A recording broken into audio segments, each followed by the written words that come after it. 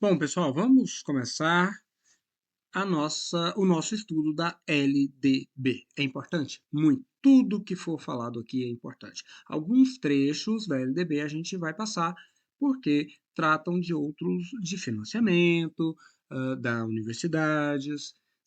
universidades que não são cobrados. A gente vai passar de forma rápida. Agora o restante, fique atento a tudo, tá bom? Lei 9.394, de 20 de dezembro de 1996, estabelece as diretrizes e bases da educação nacional, a nossa LDB. Título 1 da educação. A educação abrange os processos formativos que se desenvolvem na vida familiar, na convivência humana, no trabalho nas instituições de ensino e pesquisa, nos movimentos sociais, nas organizações da sociedade civil e nas manifestações culturais. Ou seja, a educação abrange os processos formativos que se desenvolve em todos os lugares, certo? A educação acontece em todos os lugares. Parágrafo 1º, essa lei, mas a LDB, ela só disciplina a educação escolar. Somente a educação escolar, tá bom? Não há uma intervenção na LDB quando se trata. Eita, só um minuto aqui. Quando se trata de outros modelos de educação, cursinhos preparatórios, a LDB não se mete nisso, que é o nosso caso aqui. Cursos de inglês, de outras línguas, outros modelos de educação que tratam, que, que estão ali em outros ambientes. Somente a educação escolar, que é disciplinada pela LDB. E essa educação escolar acontece predominantemente, fica atento às palavras, é predominantemente, não exclusivamente, mas predominantemente por meio do ensino em instituições próprias, ou seja, as escolas, os colégios, as universidades, tá bom? E a educação escolar deverá vincular-se ao mundo do trabalho e à prática social. Ok. Até aqui tudo bem. Parágrafo primeiro, ele é bem basicão, bem simples, bem fácil de entender. Agora vamos para o título 2, parágrafo não, artigo 1º e seus parágrafos. Título 2, dos princípios e fins da educação nacional. Quais são os princípios? Princípio é de onde parte a educação nacional. E fins, a finalidade dessa educação. Quando fala da educação nacional, é educação como um todo, não é só no âmbito federal, não. Nacional é tudo. Nacional é federal, é distrital, é estadual e municipal. Quais são os fins, quais são os princípios dessa educação? Artigo 2º.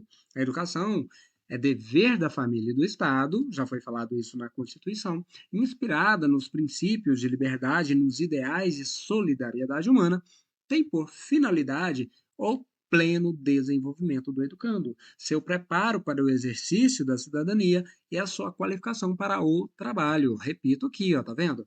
Tanto na Constituição quanto na LDB, a gente trata desse tema. A educação, ela busca também o preparo para o exercício da cidadania e a sua qualificação para o trabalho, não para o mercado de trabalho em si. Fique atento aí, a palavra mercado na LDB, no artigo 2º, não existe, tá bom? Ela sim existe. Essa parte aqui, ó, que o dever da educação não é só da família e não é só do Estado, é dos dois, cada um com a sua capacidade, óbvio, com a sua obrigatoriedade, com a sua incumbência. E ela é inspirada nesses princípios. Quais princípios? Liberdade, ideais de solidariedade humana e quais as finalidades da educação nacional? Pleno desenvolvimento do educando. Tá bom? O que mais? Seu preparo para o exercício da cidadania e, por fim, a sua qualificação para o trabalho. Artigo 3º. Isso aqui, gente, decore se for necessário. O artigo 3º trata-se dos princípios. Há os princípios da Constituição, que são um pouco menos abrangentes do que esse, que eu já disse também, que precisa decorar aqueles lá, e há os da LDB. São parecidos? Alguns se repetem? Sim, mas os daqui são bem mais amplos. Decore-os, anote-os, faça o que for necessário, mas você precisa saber disso aqui para a sua prova, tá bom? Tudo na educação nacional começa a partir do que vai ser exposto aqui. Por quê? São os princípios. É daqui que parte toda as, todos os regramentos, todas as leis, todos os textos que tratam de educação. Vamos lá, os princípios da educação, que estão aqui na LDB. Primeiro, igualdade de condições para o acesso e permanência na escola. Igualzinho lá na Constituição, né? Não adianta ter igualdade de condições para o acesso somente. Tem que ter condições iguais de acesso e também de permanência. 2. Princípio 2. Liberdade de aprender, ensinar, pesquisar e divulgar a cultura, o pensamento, a arte e o saber. Igualzinho na Constituição. 3. Pluralismo de ideias e de concepções pedagógicas.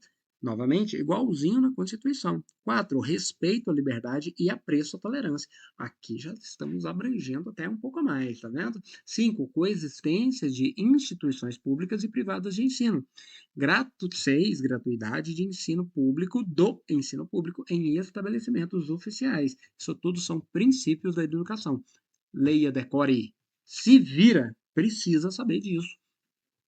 7. Valorização do profissional da educação escolar. 8. Gestão democrática do ensino público. Gestão democrática obrigatória só onde?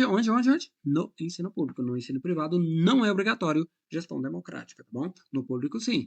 Na forma dessa lei e da legislação dos respectivos estados e municípios e do Distrito Federal. A gente tratará, sim, da gestão democrática, muito, mas não nesse momento. Aqui nesse princípio, deixa claro que a gestão democrática ela só é obrigatória no ensino público. Pode acontecer no privado? Pode, mas não é obrigatório.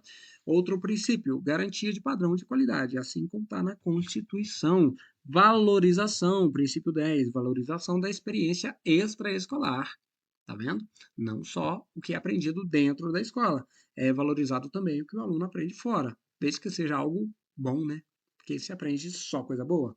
Lógico que não. Mas deve ser valorizado o que se aprende também fora da escola. Vinculação entre a educação escolar, o trabalho e as práticas sociais. 12. Consideração com a diversidade étnico-racial. Isso aqui já está ampliando os direitos da Constituição, tá vendo? Princípio 13. Garantia dos direitos à educação e à aprendizagem ao longo da vida. Isso aqui é bacana, está na Constituição, está aqui na LDB também. E, por fim, princípio 14. Respeito à diversidade humana, linguística, cultural e identitária das pessoas surdas, surdo-cegas e com deficiência auditiva. Isso aqui é um inciso mais recente dos princípios da educação. Lembrando, temos 14 princípios aqui aqui na LDB. E esses 14 princípios precisam estar na sua mente no dia da prova, tá bom? Leia uma vez, leia duas, leia três, leia quatro, leia cinco, não importa. Você precisa saber isso de cor e salteado. Agora vamos para o título 3 do direito à educação e do dever de educar. Artigo 4. O dever do Estado com a educação pública será efetivado mediante a garantia de: o Estado tem a sua obrigação, assim como a família, certo? Obrigação está lá no artigo 1º, volta nele, dá mais uma olhadinha. A educação é dever do Estado e da família. E esse dever do Estado com a educação pública, ele será efetivado mediante a que garantia? Garantia 1, de educação básica obrigatória, que vai de quantos anos que eu falei na Constituição? Dos 4 aos 17 anos de idade. A educação básica obrigatória e gratuita vai dos 4 aos 17 anos de idade. E ela precisa ser organizada da seguinte forma: pré-escola, ensino fundamental e ensino médio. Vem que é obrigatório ter educação básica gratuita dos 4 aos 17 anos, para todos. Como que funciona isso? Pré-escola, dos 4 aos 5 anos de idade. Ensino fundamental, dos 6 aos 14 anos de idade. E ensino médio, como é que funciona? Dos 15 aos 17 anos. É dessa forma. Isso aqui são etapas da educação, tá bom? Nível educação básica. Etapa, pré-escola, ensino fundamental e ensino médio. E outra coisa que precisa ser assegurado, mas essa daqui já não é assim tão... Peraí, eu estou me confundindo aqui. A educação infantil, ela dura do 0 aos 5 anos de idade, certo? Sim, só que ela é obrigatória só a partir dos 4 anos de idade. Educação infantil, então, gratuita às crianças de até 5 anos de idade. Beleza? Lembrando que só é obrigatório a partir dos 4 anos de idade até os 17. O atendimento educacional, isso aqui é obrigação do Estado. Que Estado? O Estado é o poder público em geral, tá bom? Quando fala assim, o Estado não é o Estado de Minas, não. Repito, é os órgãos, o poder público, a prefeitura, o governo estadual, o governo federal. O atendimento educacional especializado, o AEE, gratuito aos educandos com deficiência, transtornos globais do desenvolvimento e altas habilidades ou superdotação, transversal a todos os níveis, etapas e modalidades, preferencialmente na rede regular de ensino. Presta bem atenção nisso aqui. O AE precisa ser oferecido a todos os estudantes com deficiência, transtornos globais do desenvolvimento e altas habilidades ou superdotação. Isso aí é transversal a todos os níveis, ou seja, tanto da educação básica até o ensino superior, tá? Tanto na etapa da educação infantil, ensino fundamental, ensino médio, e em todas as modalidades, educação do campo, educação de jovens e adultos, tá? A educação especial, o atendimento educacional especial, especializado, que é o AE, ele é gratuito e o Estado precisa fornecer a todos, em todos os níveis, tá bom? E ele tem que estar ali. O Estado tem também que garantir acesso público e gratuito aos ensinos fundamental e médio para todos os que não concluíram na idade própria. Tem que ter vaga, tá? EJA tem que existir para todos que queiram. É obrigatório? Não.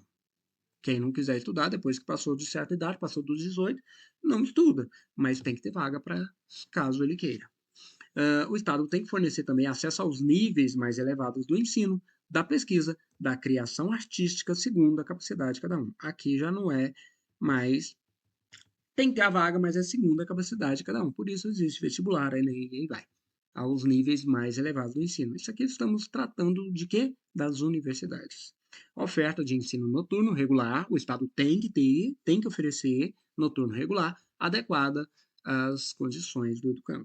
O noturno, então, ele é um pouco mais flexível, ele é adequado às condições daquele aluno que está estudando ali. A oferta, outra coisa que o Estado tem que oferecer, é educação escolar regular para jovens e adultos, acabamos de falar do EJA, com características e modalidades adequadas às suas necessidades e disponibilidades, garantindo-se aos que forem trabalhadores as condições de acesso e permanência. O EJA, então, é para todos que não tiveram acesso à educação na idade própria. E esse EJA ele tem que ter características variadas, ensino à distância, semipresencial, noturno, né, meio período, e assim vai. Essa oferta tem que existir e essa oferta tem que garantir uma permanência, o acesso e a permanência desse trabalhador, principalmente dos trabalhadores. Por isso, a flexibilidade. O Estado tem que oferecer, sim, esse EJA, de diversas formas. Por isso tem SESEC, né, gente? Por isso que tem Enseja, que é uma avaliação, por isso que tem o EJA noturno, com um período bem menor. É assim que funciona. Para que esse estudante que não teve acesso à idade própria possa concluir seus estudos. Outra coisa, o atendimento ao educando, o 8, em todas as etapas da educação básica por meio de programas suplementares de material didático escolar, transporte, alimentação e assistência à saúde. Tem ali material escolar básico e tudo mais, o Estado precisa fornecer, sim, esse atendimento suplementar por meio de programas de material didático. Por isso, alguns livros são doados, livro didático, doados não, são dados ali para o aluno estudar durante o ano. Por isso, tem o Programa Nacional de Livro Didático, às vezes de material escolar também, caderno, isso tudo é uma suplementação que o Estado precisa oferecer aos estudantes da educação básica. O Estado precisa garantir padrões mínimos de qualidade do ensino, definidos como a variedade e a quantidade mínimas por aluno de insumos indispensáveis ao desenvolvimento do processo ensino-aprendizagem, adequados à sua idade, às necessidades específicas de cada estudante, inclusive mediante a provisão de mobiliário, equipamentos e materiais pedagógicos apropriados. Esses padrões mínimos de qualidade que já vem lá da Constituição, que passa pelo PNE, isso tudo tem que ser garantido pelo Estado por meio de quê? Investimento público. né, de insumos indispensáveis, tem que ter material didático mínimos ali necessários para que o aluno desenvolva nesse processo de aprendizagem, adequados à idade e às necessidades de cada estudante. Livro, caderno, material, cadeiras, mesas, quadros, escolas minimamente equipadas, com mobiliário razoável, com equipamentos e materiais didáticos de qualidade mínima para que o aluno atinja esses padrões mínimos de qualidade de ensino. E, claro, vaga, o Estado precisa ofertar vaga na escola pública de educação infantil ou de ensino fundamental mais próxima da residência da criança, a partir do dia que completar 4 anos de idade. Até 3 anos de idade, a gente sabe que não é obrigatório, porque aí é creche.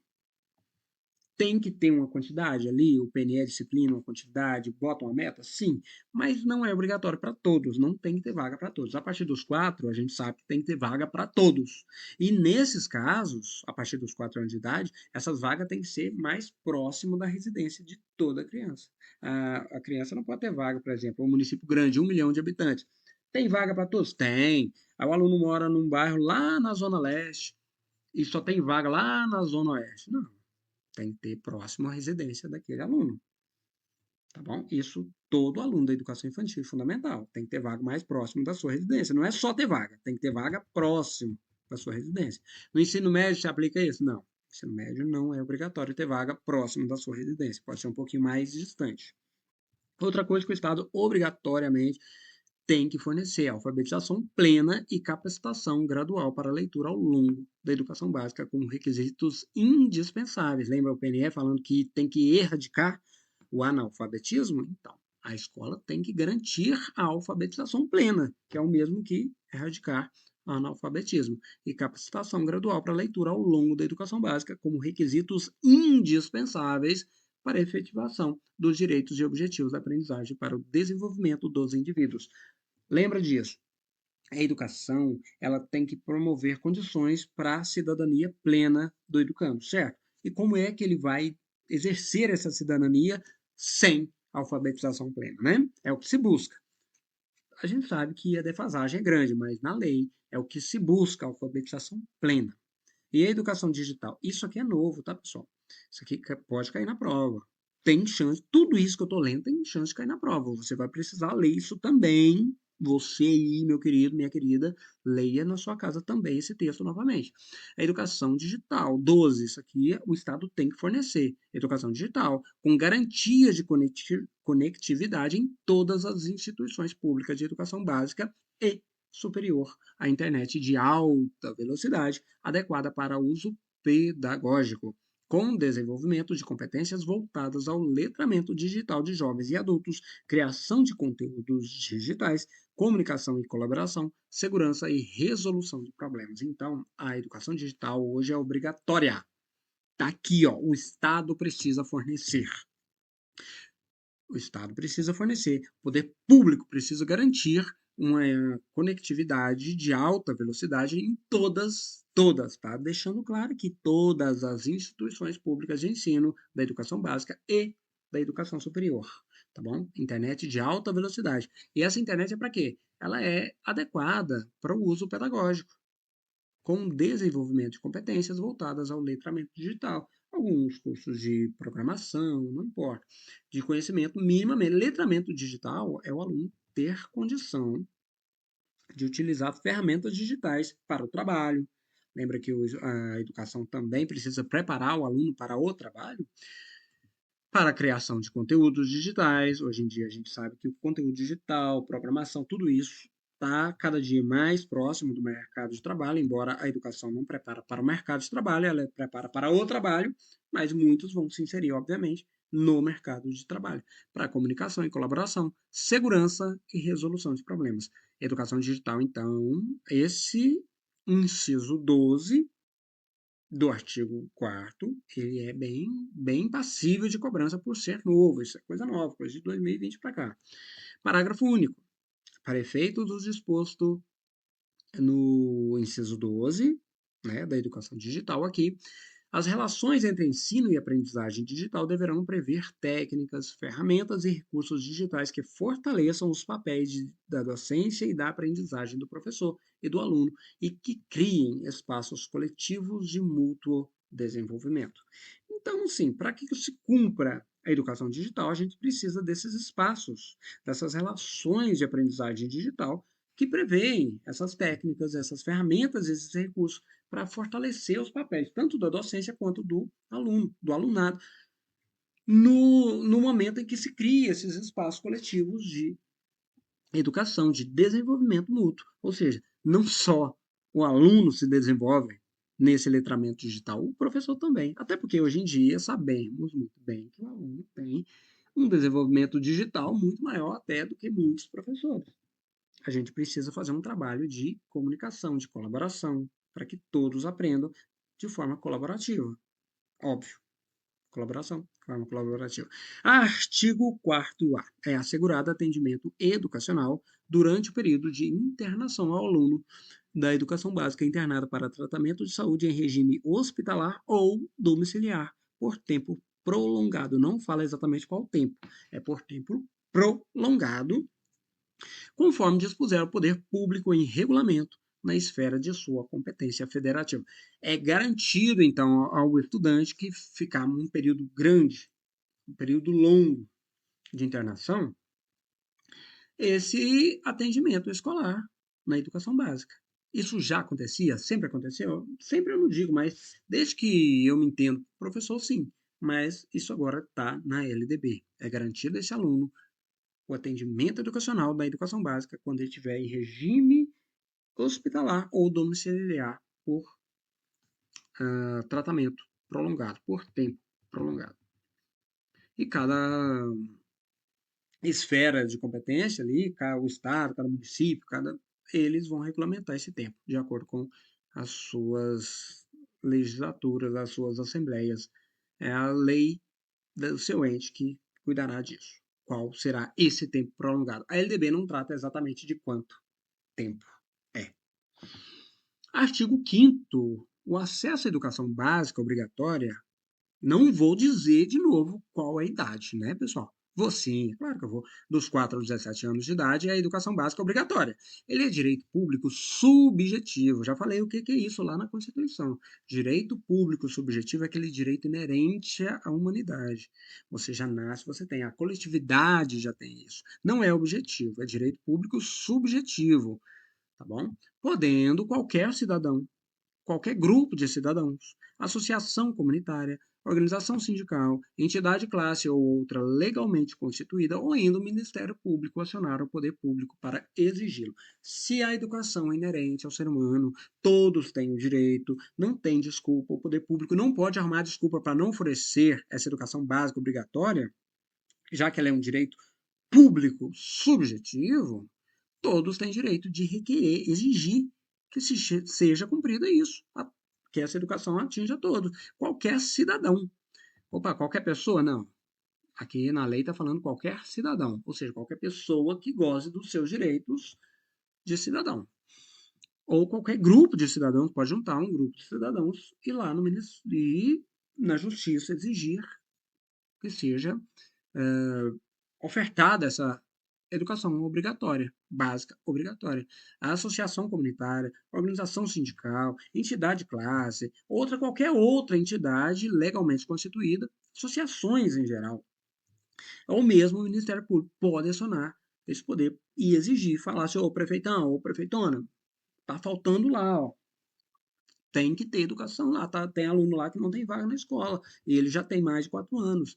Aí todos os cidadãos e todos esses grupos que eu falei têm direito de exigir isso. Parágrafo 1º, o poder público, na esfera de sua competência, deverá, primeiro, recensear anualmente as crianças e os adolescentes em idade escolar. Isso é obrigatório recensear. Todos os anos.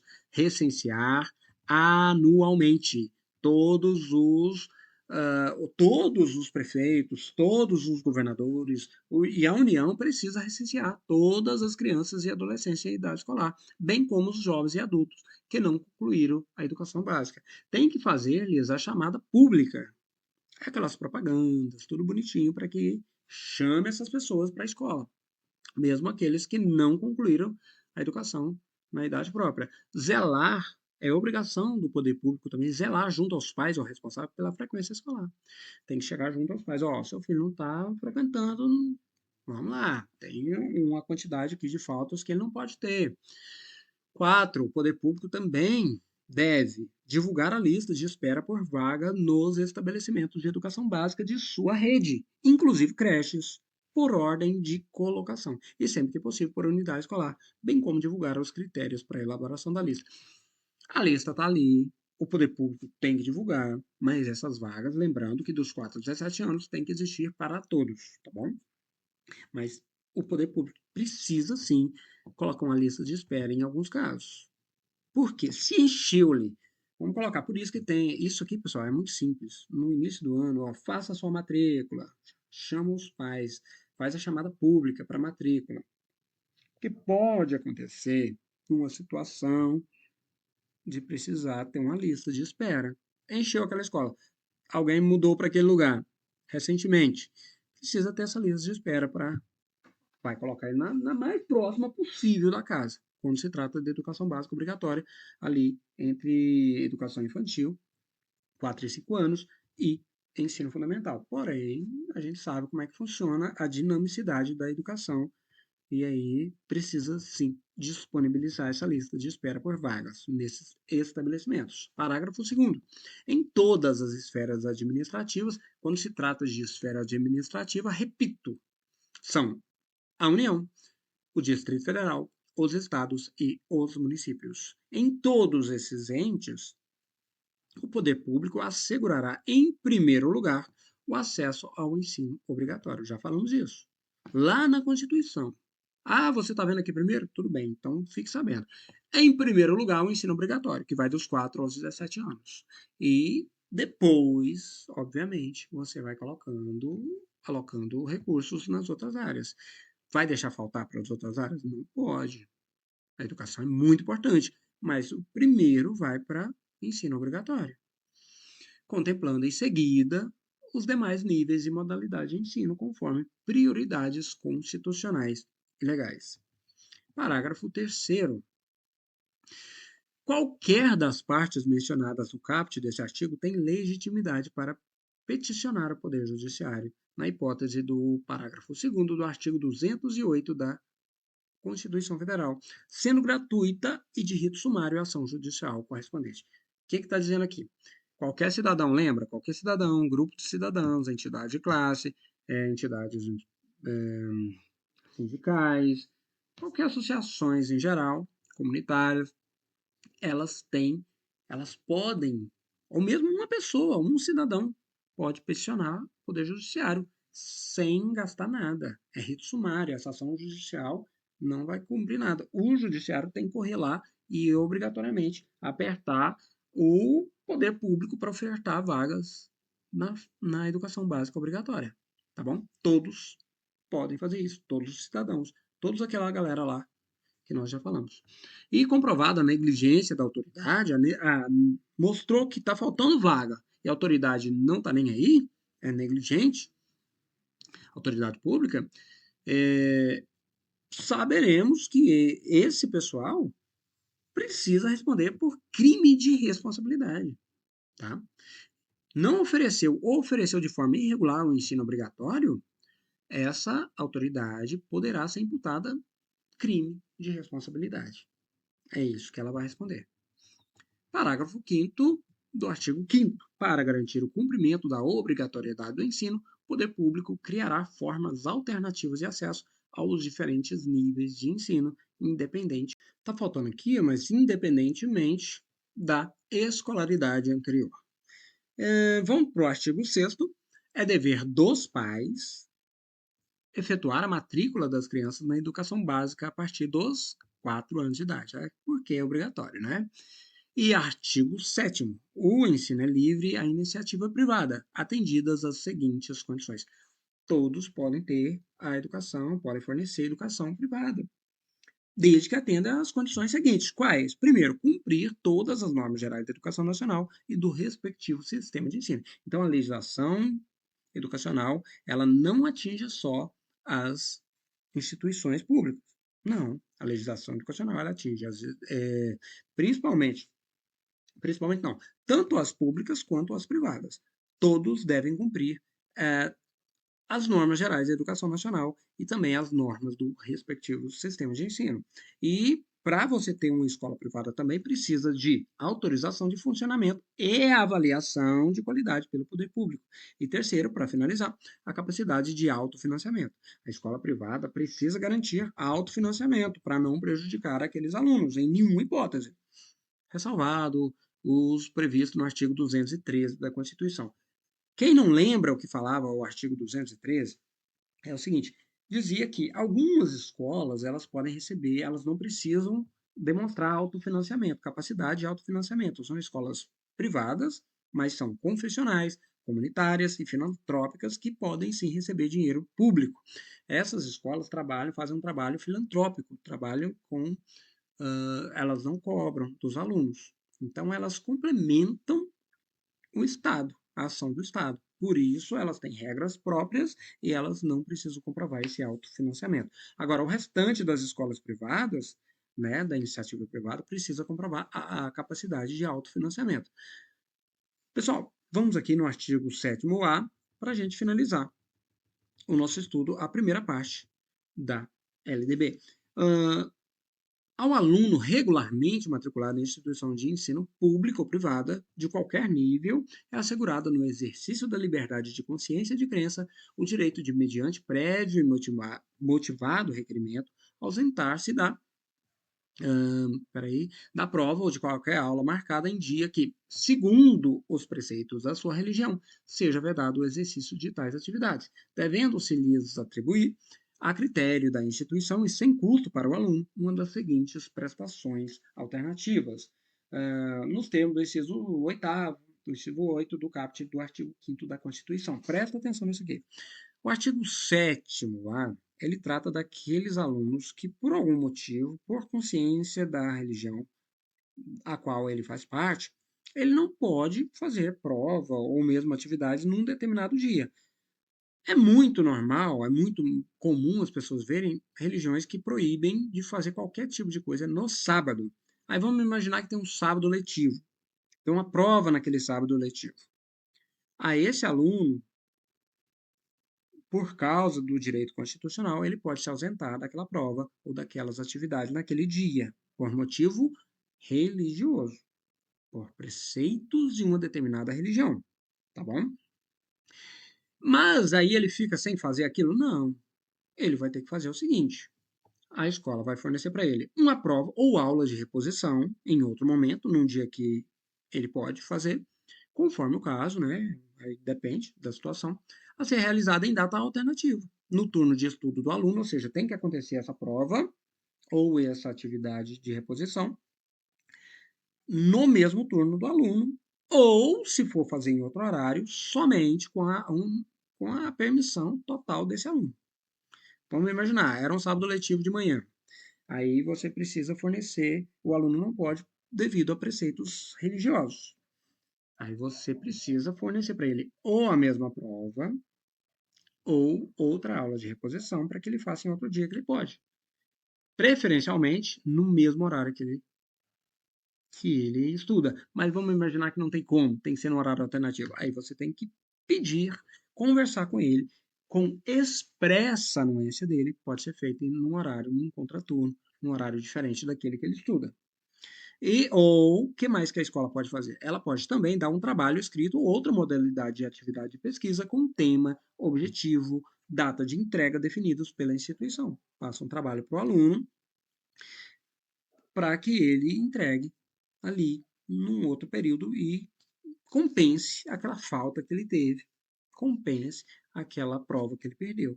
E, por fim, a prestação alternativa, que é uma dessas duas, ou prova ou aula de reposição, ou um trabalho escrito, ou outra modalidade de pesquisa, ela deverá observar parâmetros curriculares e o plano de aula do dia da ausência do aluno. Ou seja, se eu for passar prova ou aulas de reposição, tem que ser exatamente do mesmo assunto, do dia que o aluno não pôde, por questões religiosas. Se for fazer um trabalho escrito, também tem que atender o plano de aula, atender o que foi trabalhado naquele dia que o aluno não pôde. E, por fim, o cumprimento das formas de prestação alternativa que trata esse artigo substituirá a obrigação original para todos os efeitos, inclusive regularização do registro de frequência. Isso aqui há, sim, uma incompatibilidade em algumas situações. Vamos deixar claro o parágrafo 2º do artigo 7º. É assim, fez um trabalho, vai suprir, obviamente, aquela ausência, mas não vai ser colocado no diário dele presença no dia do sábado que ele faltou. Estou citando o sábado como exemplo, né, pessoal?